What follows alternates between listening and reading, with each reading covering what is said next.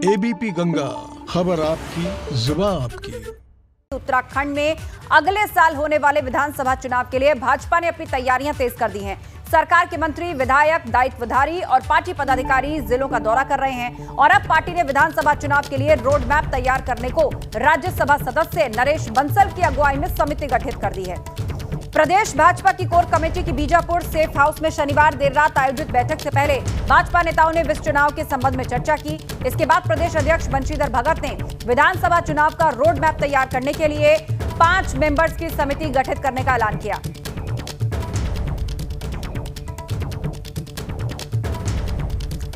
विनोद कुमार हमारे साथ जुड़े हुए हैं। विनोद, बताइएगा, बीजेपी कोर ग्रुप की बैठक में बड़ा फैसला हुआ है, इलेक्शन मोड में आ गई है बीजेपी। किस तरह की तैयारियां 2022 में अब संगठन और पार्टी के लिहाज से शुरू हो गई हैं?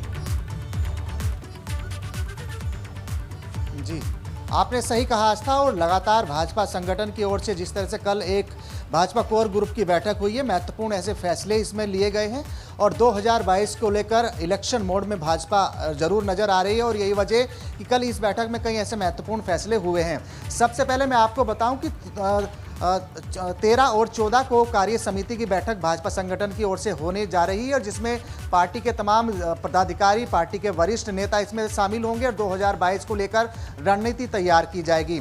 17 फरवरी को सल्ट में जो अल्मोड़ा में सल्ट विधानसभा है, वहां पर एक कार्यक्रम करने जा रही है भाजपा और उसमें तमाम एक ही मंच पर सारे पार्टी के वरिष्ठ नेता शामिल होंगे, एक मंच पर होंगे और जो दिवंगत विधायक सुरेंद्र सिंह जीना है, जिनका निधन हो गया था, उनको श्रद्धांजलि दी जाएगी। और ऐसे में एक सबसे बड़ा फैसला आस्था ये हुआ है कि जो 4 साल के त्रिवेंद्र सरकार के 4 साल हुए हैं, उनकी क्या क्या उपलब्धि है और कार्यक्रम करने को लेकर भी मंथन हुआ है। आखिरकार जनता के बीच में जाए और सरकार की क्या क्या उपलब्धि रही है 4 साल की, वो बताए। और ऐसे में राज्य सरकार का 1 साल शेष बचा है, तो ऐसे में 1 साल में क्या क्या कार्यक्रम रहेंगे, कार्यक्रम की क्या रूपरेखा होगी, उस पर भी मंथन हुआ है। और जो राज्य सरकार के तमाम मंत्री हैं वो अपनी रिपोर्ट प्रेषित करेंगे मुख्यमंत्री को, एक महीने की रिपोर्ट वो देंगे। मतलब तमाम पदाधिकारियों, मंत्रियों, नेताओं, विधायकों की जवाबदेही, मतलब रिपोर्ट कार्ड भी शुरू हो गया है कि वो भी पेश करें उन्होंने क्या किया और सरकार ने जो किया उसको भी जनता तक, बूथ स्तर तक लेकर जाएं।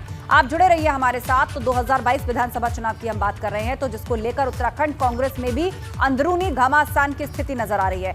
हरीश रावत मांग कर रहे हैं कि कांग्रेस को सीएम का चेहरा घोषित कर देना चाहिए, तो वहीं कांग्रेस का एक खेमा इस पक्ष में दिखाई नहीं देता।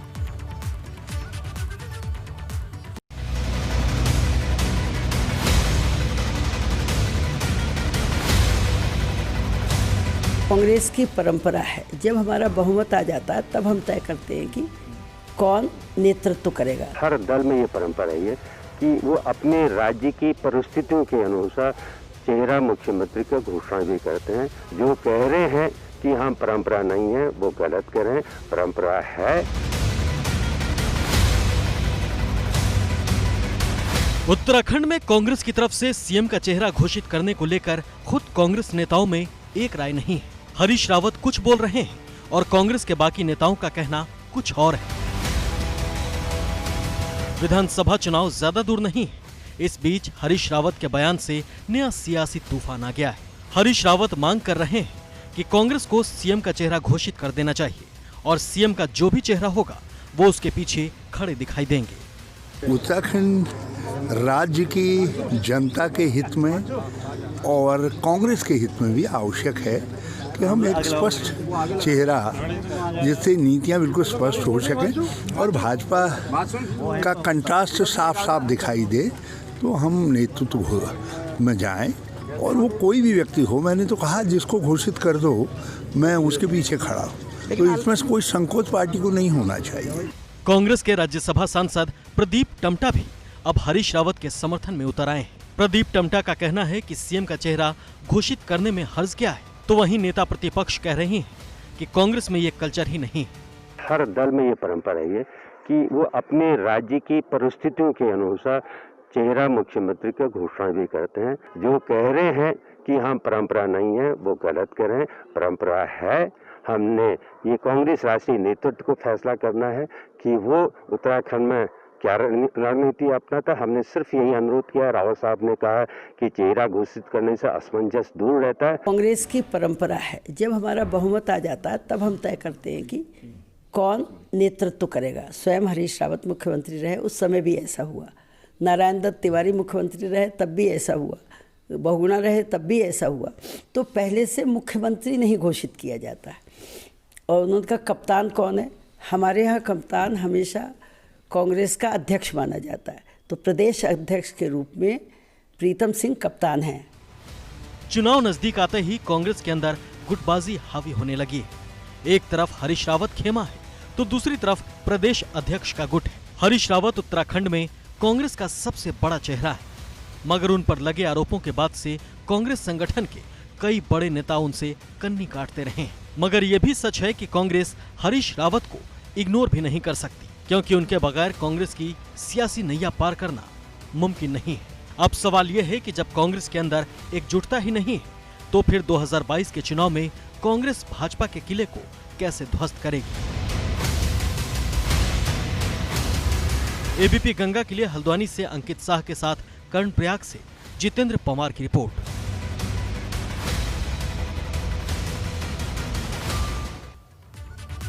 उधर कांग्रेस की फूट पर भाजपा चुटकी लेती हुई दिखाई दे रही है। मुख्यमंत्री ने इस मामले पर किस तरह चुटकी ली, आपको बताते हैं। कि हमारी प्राथमिकता विकास है। चेहरा कांग्रेस का कौन होगा, नहीं होगा या कब बेनकाब होगा, ये समय आने पर बताएं। तो अब आप समझ ही गए होंगे कि 2022 चुनाव को लेकर देवभूमि की सियासत किस तरह गरमाई हुई है। जहां बीजेपी रणनीति के साथ आगे बढ़ रही है तो कांग्रेस दो धड़ों में बंटती हुई नजर आ रही है। सरकार के खिलाफ मोर्चा जारी है तो अंदरूनी घमासान भी मचा हुआ है। और क्या ताजा हलचल है, सीधा चलते अपने संवाददाता विनोद कुमार के पास। विनोद, 2022 मिशन 2022, बीजेपी भी उसकी तैयारी में जुटी है, कांग्रेस भी उसकी तैयारी में जुटी है। बीजेपी की कोर ग्रुप की बैठक हो चुकी है, उसमें किस तरह इलेक्शन मोड में जिम्मेदारी दी गई है पदाधिकारियों को, इस पर हमने बात की। पर बात अब कांग्रेस के भी कर लेते हैं, जो मुख्य विपक्षी दल है उत्तराखंड के अंदर दो धड़ों में बटी हुई नजर आ रही है। सरकार के खिलाफ कैसे मुद्दे खड़े करेगी जब अंदरूनी घमासान इतने बड़े हैं? जी देखिए, चुनौती आस्था जरूर है कांग्रेस पार्टी के सामने कि आखिरकार 2022 की जो जीत है उसको कैसे फतेह कर पाए। ऐसे में लगातार अब पूर्व मुख्यमंत्री हरीश रावत का ट्वीट हो या फिर उनकी बयानबाजी, लगातार उस पर घमासान मचा हुआ है। और ऐसे में जो सीएम का चेहरा होगा उसको लेकर अभी जरूर घमासान है। एक तरफ हरीश रावत खेमा है तो दूसरी तरफ प्रदेश अध्यक्ष प्रीतम सिंह का खेमा है। लगातार इस बात की मांग की जा रही है कि 2022 को फतेह करने के लिए कांग्रेस में जो सीएम का चेहरा होगा उसको जल्द से जल्द सामने लाया जाए। आखिरकार कौन चेहरा होगा, ताकि जो आम कार्यकर्ता है उसको पता चलाए कि आखिरकार 2022 में सेनापति कौन है, और जिसके चलते कार्यकर्ताओं में एक जोश हो, उत्साह हो। और यही वजह है कि 2022 को जीत के रूप में देखा जाए। लेकिन अब पूर्ण रूप से कांग्रेस का में घमासान जरूर मचा हुआ है। हरीश रावत लगातार मांग कर रहे हैं कि जो 2022 में सीएम का चेहरा होगा उसको जल्द से जल्द बताया जाए आखिर कौन वो चेहरा होगा। और जो दूसरा खेमा है प्रदेश अध्यक्ष और नेता प्रतिपक्ष की ओर से यह जरूर माना जाए कि कांग्रेस की ऐसी कोई परंपरा नहीं है, सामूहिक नेतृत्व में ही चुनाव लड़ा जाएगा और जो केंद्रीय आलाकमान कहेगा उसके अनुसार ही सब फैसले लिए जाते हैं। और पूर्व में भी जितने भी मुख्यमंत्रियों के चेहरे सामने आए हैं वो तमाम आलाकमान की ओर से ही जारी किए गए हैं। और ऐसा कोई नहीं है कि जो प्रदेश अध्यक्ष होता है वही सेनापति होता है। इस तरह की टिप्पणी चल रही है और लगातार घमासान दोनों ही खेमों में चल रहा है। जो बिल्कुल, तो बयानबाजी का दौर पार्टी के अंदर ही जारी है। एक धड़ा मान रहा है कि मुख्यमंत्री को प्रोजेक्ट किया जाए तो दूसरा इसके खिलाफ है। आप जुड़े रहिए हमारे साथ। लेकिन देखिए 2022 जैसे जैसे नजदीक आ रहा है उस चुनाव को लेकर दल बदल की सियासत भी तेज हो रही है। उत्तराखंड कांग्रेस को बीजेपी ने झटका दिया है। कांग्रेस नेता गीता ठाकुर की बीजेपी में वापसी हो गई है। बीजेपी प्रदेश अध्यक्ष बंशीधर भगत ने सदस्यता दिलवाई उनको। 2016 में बीजेपी छोड़कर कांग्रेस में शामिल हुई थी। 2017 में कांग्रेस के टिकट पर चुनाव भी लड़ी और अब वापस बीजेपी में शामिल हो गई हैं। प्रदेश अध्यक्ष बंशीधर भगत ने उनको पार्टी में शामिल करवाया है। 2017 में विधानसभा चुनाव में कांग्रेस की प्रत्याशी रही और 2016 में वो भाजपा को छोड़कर कांग्रेस में शामिल हुई थी। गीता ठाकुर हरीश रावत सरकार में अहम जिम्मेदारी भी निभा चुकी हैं और अब उन्होंने वापसी की है बीजेपी में। विनोद, चुनाव की तारीख नजदीक आ रही है, पार्टियों में मंथन चल रहा है, तो ऐसे में दल बदल सियासत भी शुरू हो गई है। गीता ठाकुर जिस तरह से वापस आई हैं, उसको घर वापसी कहा जाना चाहिए या इसको मौके की राजनीति कहना चाहिए? किस तरह से देखेंगे आप इसको? जी, आस्था देखिए, जैसे जैसे 2022 नज़दीक है तो उत्तराखंड की राजनीति में कोई सा भी राजनीतिक दल हो, भाजपा हो, कांग्रेस हो, ऐसे में दल बदल की स्थिति जरूर बनती नजर आती है। कोई कार्यकर्ता दूसरे खेमे में जाता है, कोई दूसरे में जाता है, तो ऐसी स्थिति जरूर आएगी। और ऐसे इसी क्रम में एक बड़ा झटका कांग्रेस को यहाँ पर लगा है। गंगोली हाट से जो कांग्रेस की जो नेत्री थी गीता ठाकुर, वो कल ही उन्होंने भाजपा की सदस्यता ग्रहण की है। प्रदेश अध्यक्ष बंशीधर भगत ने उन्होंने पार्टी में उनको लिया है। और ऐसे में अब ये जरूर माना जाए, क्योंकि लगातार वो पूर्व में भी भाजपा की ही कार्यकर्ता थी, लेकिन बीच में यानी 4 साल पहले उन्होंने कांग्रेस का दामन थामा था। कई महत्वपूर्ण पद पर भी वो रही, लेकिन उसके बाद में अब प्रदेश अध्यक्ष बंशीधर भगत ने उनको एक बार फिर से भाजपा का दामन थामा बोलने को कहा है। लेकिन उसके बाद में उन्होंने कल ही भाजपा को ज्वाइन किया है। इसके साथ साथ में जो पार्टी के वरिष्ठ पदाधिकारी थे, नेता थे, कल कोर ग्रुप की बैठक में वो रही, शामिल हुई, अलग अलग नेताओं से उन्होंने बात की। तो ये जरूर माना जाए कि आज एक बार फिर उन्होंने कांग्रेस छोड़कर भाजपा का दामन थामा है। उसके बाद में अब पार्टी उनको किस तरीके की तवज्जो देगी वो देखने वाली बात होगी। हमने जरूर उनसे बात की थी। उन्होंने कहा कि पार्टी संगठन की ओर से जो उन्हें जिम्मेदारी दी जाएगी उनका निर्वहन वो करेगी, लेकिन अब पार्टी को मजबूत करने की स्थिति में वो रही।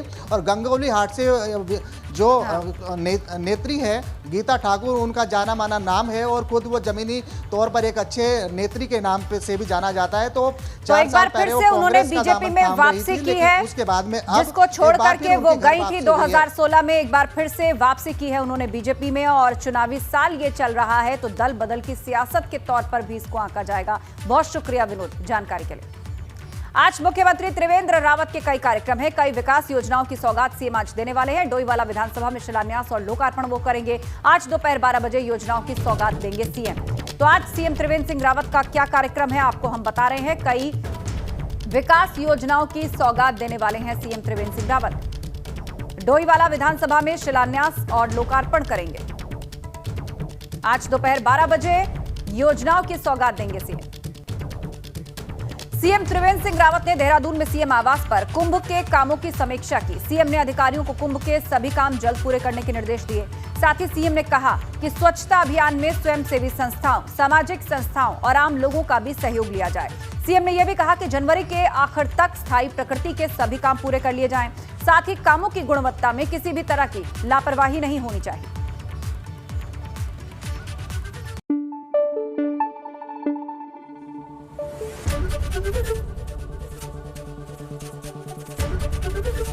एबीपी गंगा, खबर आपकी, जुबान आपकी।